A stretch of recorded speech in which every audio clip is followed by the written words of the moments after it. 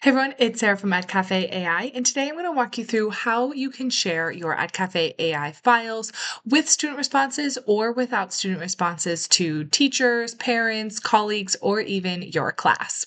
So to share any file, of course, you can open up these three dots here and click share. However, you can also go ahead, click on those three dots and click share here. So the share looks a little bit different because there are no student responses with the flashcards. So for the chatbot, assignment grader, reading activity, quiz, and the YouTube quiz as well, you're able to, again, click on those three dots, click share, and you'll be able to choose if you want to share with the student responses or without the student responses.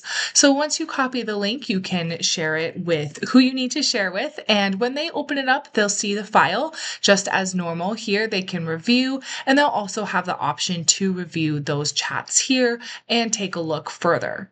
Now, if you go back and you want to share the link without the student chats, you can paste that in here and they'll see the file just as normal, but there is no option to share and view those responses. So this is a great way to showcase student work, collaborate with other teachers, or keep parents in the loop. Try it out today with Edcafe AI.